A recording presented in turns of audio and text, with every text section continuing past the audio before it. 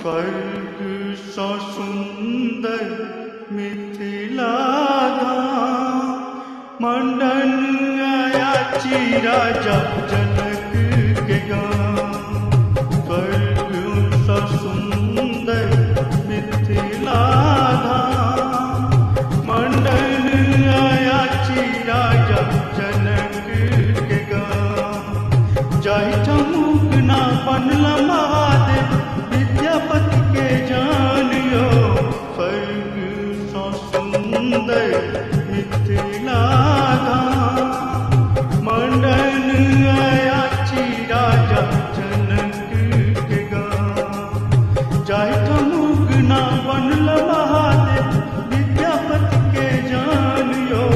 स्वर्ग सौ सुंदर मिथिला धाम, मंडन आयाची राजा जनक के गाँव।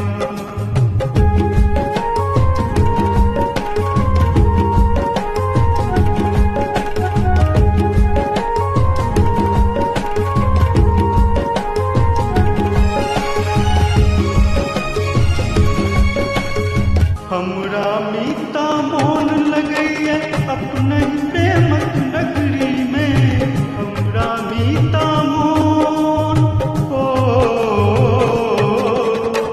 हमरा मीता मोन लगैया अपने प्रेमक नगरी में। लग बोलल मोल लगैया मिठका बैजना सबरी के। झुकी झुकी करै छी हम माई के प्रणाम। मंडन आयाची राजा जनक के गाँव। स्वर्ग सौ सुंदर मिथिला धाम, मंडन आयाची राजा जनक के गाँव।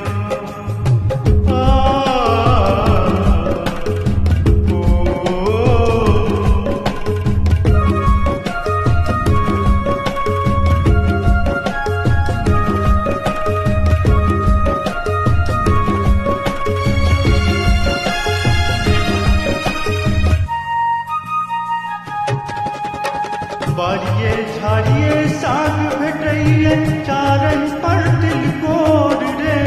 बारिये झाड़िये बारिये झाड़िये साग भेटैये चारन पर तिलकोर रे। एता पाहुन जमको खेता नहीं हिचकेता ठोर रे। स्वागत में भेटे पान और मकान, मंडन आयाची राजा जनक के गाँव। स्वर्ग सौ सुंदर मिथिला धाम, मंडन आयाची राजा जनक के गाँव।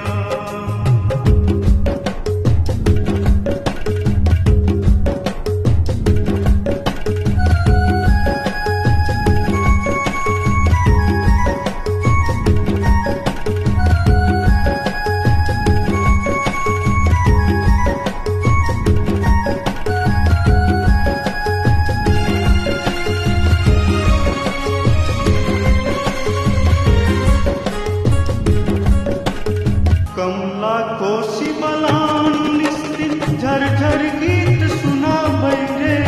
कमला कोसी बलान कमला कोसी बलान निस्तिन झरझर गीत सुना रे। सब देवता मिली बरसाबै मोहन बंसी बजाबै रे। सीता बहिन छठी पाहुन राम, मंडन आयाची राजा जनक के गाँव। जाहि ठमुक ना बनल महादेव विद्यापति के जानियो। स्वर्ग सौ सुंदर मिथिला धाम, मंडन अर्चन